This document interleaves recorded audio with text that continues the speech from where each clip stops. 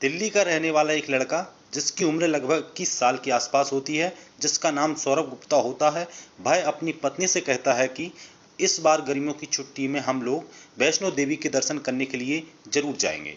और जैसे ही उसकी पत्नी ने यह बात सुनी, पत्नी खुश हो जाती है। और एक वक्त ऐसा भी आता है जब पति और पत्नी वैष्णो देवी के दर्शन के लिए निकल जाते हैं, लेकिन वह नहीं जानते थे कि शायद उनकी ज़िंदगी का है आखिरी सफ़र भी हो सकता है। दरअसल वहाँ पर आतंकवादी हमला हो जाता है और आतंकवादी हमले में सौरभ गुप्ता की तो मौके पर ही मौत हो जाती है, लेकिन उसकी पत्नी ज़िंदगी और मौत की जंग लड़ रही है। इस हमले में न केवल यह दोनों एक घायल होता है और एक की मौत होती है, बल्कि इसमें लगभग 9 लोगों की जान चली जाती है और 33 के आसपास लोग घायल हो जाती हैं।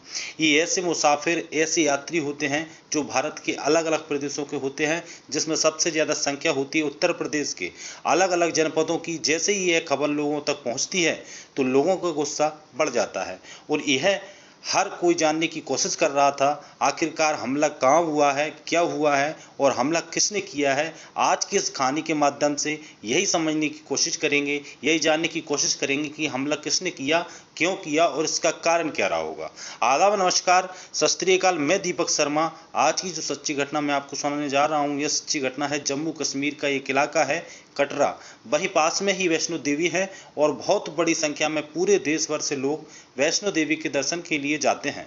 और यहीं से लगभग 80 किलोमीटर दूर एक जगह लगती है शिवखोड़ी। जब वैष्णो देवी के दर्शन होते हैं तो लोगों की कोशिश रहती है कि क्यों ना शिवखोड़ी में जो शिव मंदिर है वहाँ भी चलते हैं, उनके भी दर्शन करके आते हैं। 80 किलोमीटर का ये सफ़र होता है। जो लोग अपने वाहन से जाते हैं तो उनका अपना व्यक्तिगत वाहन होता है, लेकिन बहुत बड़ी संख्या में लोग ऐसे होते हैं कि बसों से निकल जाते हैं और इसके लिए इंतज़ार करते हैं कि कोई ऐसी बस मिल जाए जिसमें खाली श्रद्धालु ही जाएं और दर्शन करके आ जाएं। इसके लिए बाकायदा ड्राइवर, कंडक्टर अपनी बस लेकर खड़े भी हो जाते हैं। और ऐसे ही एक ड्राइवर होता है जिसका नाम विजय कुमार शर्मा होता है, जो कि कटरा का ही निवासी होता है। उसके साथ उसका एक कंडक्टर होता है जिसका नाम अरुण कुमार होता है। उनकी अपनी बस होती है जिसका नंबर होता है 02A3485। उनकी गाड़ी होती है, उस गाड़ी में 53 लोग आराम से बैठ सकते हैं। इनकी 53 सीटर है, लेकिन उस वक्त 42 यात्री होते हैं जिन्होंने वैष्णो देवी के दर्शन कर लिए थे। लेकिन अब जो शिव मंदिर के दर्शन करने के लिए शिवखोड़ी जाने वाले थे। 9 जून 2024 का यह वाक्य है। दिन भर वो वहाँ रहते हैं शिवखोड़ी में और दर्शन करते हैं आराम से। शाम के वक्त होता है अब या वहाँ से वापस आने का, और जैसे ही शिवखोड़ी वापस आने का वक्त होता है तो कंडक्टर और ड्राइवर इंतजार करते हैं और बारी बारी से जाकर अपने जो यात्री होते हैं, तीर्थ यात्री होते हैं, उनसे जाकर कहते हैं कि बस तैयार हो चुके हो, अब यहाँ से चलते हैं। लगभग शाम के 6:10 के आसपास का ये वक्त रहा था। शिवखोड़ी से अभी गाड़ी इनकी बस 2 या 3 किलोमीटर के आसपास से निकली होगी। यह पौनी मार्ग पर एक जगह लगती है, तेरियाद गांव लगता है। दरअसल जैसे ही उस मोड़ पर यह गाड़ी मुड़ती है कि अचानक से एक सामने से एक व्यक्ति होता है जिसने सेना के कपड़े पहने हुए हैं, जो सेना की वर्दी होती है, लेकिन उसने अपने चेहरे को ढका हुआ था और उसके हाथ में एक हथियार होता है। और उसने उस हथियार को उस गाड़ी के ड्राइवर की तरफ को दिखाते हुए, डराते हुए उसने कोशिश की कि शायद वो रुक जाए, लेकिन ड्राइवर समझ जाता है कि शायद कुछ ना कुछ अनहोनी होने वाली है, क्योंकि यहाँ पहले से ही आतंकवादी घात लगाए बैठे थे। और एक आतंकवादी निकल के सड़क के बिल्कुल बीचों बीच आ जाता है और वह देखते ही विजय कुमार की तरफ को बंदूक दिखाने की कोशिश कर रहा था ताकि उसको डराया जा सके, धमकाया जा सके। शायद उसने रोकने की प्लानिंग रही होगी, लेकिन विजय कुमार ने बिना डरे, बिना हिचके वहां से गाड़ी को तेज निकालने की कोशिश की, क्योंकि उसके ऊपर लगभग 42 तीर्थयात्रियों की जिम्मेदारी थी। वह चाहता था कि ये सभी जितने भी मुसाफिर, जितने भी यात्री हैं, यह सकुशल अपने अपने घर जा सकें। लेकिन उसने जैसे भगाने की कोशिश की तो आतंकवादी ने सबसे पहले निशाना उसी विजय कुमार को लगा दिया। और गोलियां जब चलाता है तो विजय कुमार शर्मा की एक गोली सिर के पास से गुजर जाती है और एक गोली उसके अंदर सर में लग जाती है। उसने कोशिश की कि यहाँ से बस निकल जाए, लेकिन क्योंकि हो सकता था या और भी ज़्यादा आतंकवादी हों और या आतंकवादी हो सकते हैं, तो फिर ज़्यादा यात्रियों को नुकसान भी पहुंचा जा सकता है। विजय कुमार ने सूझबूझ से काम लेने की कोशिश की, लेकिन वो करता तो क्या करता, क्योंकि गोली उसके लग चुकी थी और गाड़ी का जो बैलेंस था वो अनियंत्रित हो जाता है, और अनियंत्रण होने के बाद कुछ ही दूर गाड़ी चलती है, मुश्किल से 100 मीटर से 2 मीटर से थोड़ी बहुत और आगे बड़ी होगी, और विजय कुमार उस गाड़ी को लेकर खाई में गिर जाता है। यानी कि लगभग 200 मीटर गहराई में खाई की तरफ गाड़ी जा रही है, और लुढ़कते लुढ़कते उसमें एक दो बार ना कहीं कम से कम 7 से 8 बार पलटी लग जाती है। अब इन मुसाफिर को यह समझ में नहीं आ रहा था कि आखिरकार क्या मामला है, गाड़ी का डिसबैलेंस हो चुका है, क्या परेशानी है। कोई सामने से किसी को तो वो व्यक्ति दिखाई देता है, क्योंकि चेहरे पर उसने काले रंग का कपड़ा लपेटा हुआ था, लेकिन नीचे उसने जो वर्दी पहनी हुई थी उससे देखकर साफ अंदाजा लगाया जा रहा था जैसे क्या सेना की वर्दी है। अब जैसे ही गाड़ी आगे बढ़ रही थी तभी तक तो कुछ जयकारे लगा रहे थे, अभी तक कुछ श्रद्धालुओं भजन कीर्तन गा रहे थे, आपस में बातचीत कर रहे थे, और दिन भर की जो बातचीत थी आपस में वही बातचीत का सिलसिला चल रहा था। लेकिन वो जानते नहीं थी कि आगे हो क्या हुआ है, क्या होने वाला है। जैसे ही गाड़ी वह पलट जाती है, गाड़ी पलटती है, चीख पुकार मचनी शुरू हो जाती है, और लगभग 200 मीटर जाकर खाई में जब गाड़ी बस गिरती है, तो उसके बाद उन आतंकवादियों ने बताया जाते हैं, कई लोग थे, कोई कहता है 2 थे, कोई कहता है 3 थे आतंकवादी थे, और कोई कहता है 5-6 आतंकवादी थे। अब यह कन्फर्म नहीं हुआ है कि आतंकवादियों की संख्या कितनी थी, लेकिन ऊपर से लगभग 25 से 30 राउंड लगातार गोलियां चलती हैं, और जब गोली चलती है तो जाहिर सी बात है भगदड़ और मच जाती है और परेशानी पड़ जाती है। समझ नहीं पा रहे थे आखिरकार हो क्या रहा है, कि कौन गोली चला है कौन नहीं चला रहा है। तभी शायद कंडक्टर ना किसी और ने इशारा किया कि सब लोग अपनी जान बचाने की कोशिश करो, आतंकवादियों का हमला हो चुका है। अब यह मामला इतना बढ़ चुका था कि लोग समझ नहीं पा रहे थे। जैसे जैसे वक्त आगे बढ़ रहा था, क्योंकि 6:10 पर यह वक्त शुरू होता है और धीरे धीरे करके लगभग 1 घंटा बीत जाता है। अब जो सूरज छिपने वाला था, सूरज छिप चुका था। उसके बाद फिर आगे की कहानी और बढ़ती है। पास में एक गांव होता है, गांव के जो सरपंच होते हैं जिनका नाम भूषण होता है, उनको यह पता चल जाता है कि गाड़ी खाई से नीचे गिर चुकी है, यानी कि एक एक्सीडेंट हुआ है। उनको यह नहीं पता था कि आतंकवादियों ने हमला बोल दिया है। ये वह लगभग 40 से 50 लोगों के साथ मौके पर पहुंच जाते हैं, और मौके पर आने के बाद अब जो इस इलाके की एसएसपी होती हैं मोहिता शर्मा, साथ ही गृह सचिव चंद्राकर भारती, ये तमाम बड़े अधिकारियों के तक मैसेज भी पहुंच जाता है। जो निकट के लोग थे वह पुलिस को सूचना देते हैं, सरपंच भूषण और उसकी जो बाकी जो साथी थे।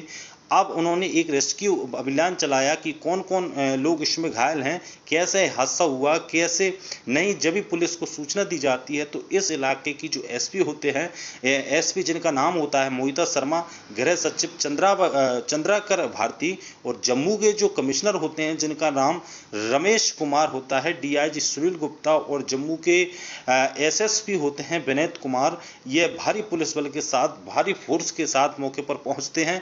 और जाकर जब उन श्रद्धालुओं से, जब से यात्रियों से बातचीत कर रहे थे, पता चलता है कि इस तरह से आतंकवादियों ने हमला कर दिया है।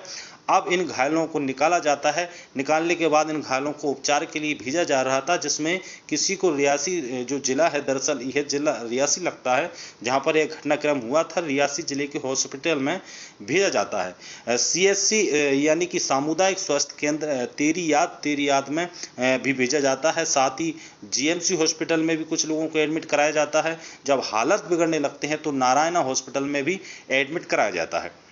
अब कुल मिलाकर जब गिनती की जाती है तो मौके पर 9 लोगों की मौत हो चुकी थी, जिसमें एक 2 साल का बालक भी होता है। बाकी 33 लोग थे जो गंभीर रूप से घायल हो जाते हैं। लगभग कंडक्टर भी मर चुके थे। अगर मरने वाले की हम बात करें तो ड्राइवर जो कि कटरा का रहने वाला होता है विजय कुमार शर्मा, उसका साथी होता है कंडक्टर अरुण कुमार, और साथ से ही एक दिल्ली का रहने वाला होता है एक लड़का जिसका नाम सौरभ गुप्ता होता है, जिसकी उम्र लगभग 21 साल के आसपास होती है। उसकी तो मौत हो जाती है, लेकिन जो उसकी पत्नी है वो बहुत ज़्यादा सीरियस हालत में है। वह जिंदगी और मौत की जंग लड़ रही हैं। आगे उसके साथ क्या होगा क्या नहीं होगा पता नहीं, लेकिन जैसे ही घर वालों, परिवार वालों को ये सूचना मिलती है तो परिवार वालों का रो रो कर बुरा हाल हो जाता है, क्योंकि उस लड़के की उम्र अभी 21 साल के आसपास है और उसकी पत्नी की उम्र लगभग 19 साल के आसपास है। उनकी अभी उम्र ही कहाँ थी, ये शायद बताया जाता है कि अभी हाल ही जल्दी में शादी हुई थी और इन्होंने ये फैसला लिया था कि वैष्णो देवी के दर्शन करने के लिए जाएंगे, लेकिन उन्हें ये नहीं मालूम था कि आगे भविष्य में उनके साथ कुछ ऐसा भी होने वाला है। जैसे राजस्थान का जिला जयपुर लगता है, जयपुर का ही एक इलाका है चौमू। यहाँ का एक ही परिवार के 5 सदस्य होते हैं और पांचों के 5 सदस्य यह यात्रा करने के लिए जा रहे थे। पता चलता है कि एक इसमें बचता है जिसका नाम पवन होता है, पवन कुमार सैनी। बाकी उसका भाई होता है राजेंद्र सैनी और उसकी भाभी ममता देवी, उनकी मौत हो जाती है। साथ ही इस पवन की पत्नी होती हैं पूजा सैनी, इसकी भी यहाँ पर इस मामले में मौत हो जाती है। उसका 2 साल का बच्चा होता है लवांश, उसकी भी मौत हो जाती है। और इसके बाद मरने वालों की जो संख्या थी, क्योंकि टोटल 9 बताई जा रही है और उत्तर प्रदेश का एक बलरामपुर जगह लगती है, बलरामपुर की ही एक तहसील है सदर तहसील का ही एक गांव लगता है कंदमरी। वहां की रहने वाली रूबी, जिसकी उम्र लगभग 15 साल के आसपास, और इसी जिले का अतरौली गांव का अतरौली तहसील का रहने वाला अनुराग वर्मा, इसकी भी इस घटनाक्रम में मौत हो जाती है। कुल मिलाकर मरने वालों की संख्या 9 हो जाती है और घायलों की संख्या 33 हो जाती है। घायलों में बताए जाते हैं कि नोएडा के बंटी, लक्ष्मी, मीरा और राजस्थान के पवन, उषा और दिल्ली की राधा देवी, राघव, दीक्षा, गोंडा के उषा पांडे और काजल, बलरामपुर की प्रीति, आयुष, गीता, संतोष, शिवा, रजत, अजय गुप्ता, शिवानी, शंकर, मेरठ के प्रदीप, तरुण, पवन और बनारस की नेहा मिश्रा, गोरखपुर की गायत्री देवी। इस तरह से घायलों के नाम हैं। अब जब यह वाक्य इस दौरान होता है जब भारत के प्रधानमंत्री नरेंद्र मोदी तीसरी बार राष्ट्रपति भवन में शपथ ले रहे थे। अब तीसरी कार्यकाल की शुरुआत करने के लिए उस वक्त जो मंत्री शपथ ले रहे थे आगे का कार्यकाल के लिए, एक तरफ से देश में नई सरकार का जश्न का माहौल चल रहा था, तो दूसरी तरफ जम्मू में रियासी इलाका है जो जिला है, वहां पर इस तरह की आतंकवादी हमला हो जाता है और उसमें 9 लोग मारे जाते हैं, 33 लोग घायल हो जाते हैं। जब पुलिस जांच पड़ताल करती है, जांच पड़ताल करने के बाद यह पता चलता है कि विजय कुमार शर्मा, जो कि ड्राइवर होता है, उसने न केवल यात्रियों को बचाने की कोशिश की लेकिन बल्कि अब उसकी खुद की भी जान इसमें चली जाती है। हालांकि इस मामले की जांच NIA के माध्यम से कराए जाने की बात चल रही है और यह कोशिश है कि इसमें आखिरकार इसके पीछे क्या राज है, किसने हमला किया है, क्या पता करने की। लेकिन सूत्र बताते हैं कि इसमें पाकिस्तान का हाथ है और पाकिस्तान से अभी कुछ दिन पहले ही लगभग 9 या 10 के आसपास आतंकवादी भारत में प्रवेश करते हैं और यहाँ लोकल किसी का सहारा लिया जाता है। जम्मू और कश्मीर में वो कौन लोग हैं उनका पता लगाने की कोशिश की जा रही है और जब सरकार ने इस मरने वालों को लाख प्रति के व्यक्ति के हिसाब से घोषणा की, साथ ही घायलों को 10-50 हज़ार प्रति व्यक्ति के हिसाब से घोषणा की है। अब आगे क्या होगा क्या नहीं होगा, लेकिन इस हमले के पीछे बताया जा रहा है कि ऐसा उम्मीद लगाई जा रही है कि जम्मू और कश्मीर में जिस तरह से श्रद्धालु आते हैं पूरे इंडिया लेवल के, दूर दराज के, और अमरनाथ यात्रा अभी क्योंकि जल्दी में शुरू होने वाली है, शायद उन यात्रियों में, उन जो श्रद्धालुओं एक दहशत पैदा करने के लिए ताकि वो इस यात्रा में शामिल ना हो सकें, शायद उनका यही मकसद है। लेकिन सरकार ने भी ऐलान कर दिया है कि जो भी इस घटनाक्रम के पीछे होगा, इस आतंकवाद, इस पूरे प्रकरण के पीछे होगा, उसे किसी भी कीमत पर बर्खास्त नहीं किया जाएगा। और आतंकवादी चाहे वो पाकिस्तान में हो या कहीं भी हो, हालांकि विपक्ष ने यह बात कही है कि जैसे पहले सर्जिकल स्ट्राइक किया था तो फिर इस एक बार सर्जिकल स्ट्राइक करने की जरूरत है और सरकार बनी है, सरकार पर थोड़ा प्रेशर भी है, दबाव भी है, स्ट्राइक करके यह बदला लिया जा सके। जो 9 श्रद्धालुओं बेचारे बेमतलब में मारे गए हैं इस पूरे घटनाक्रम में। दोस्तों, इस पूरे घटनाक्रम को सुनाने का उद्देश्य किसी को परेशान करना नहीं है, किसी का दिल दुखाना नहीं है, बल्कि आपको जागरूक करना है, आपको सचेत करना है। जय हिंद दोस्तों।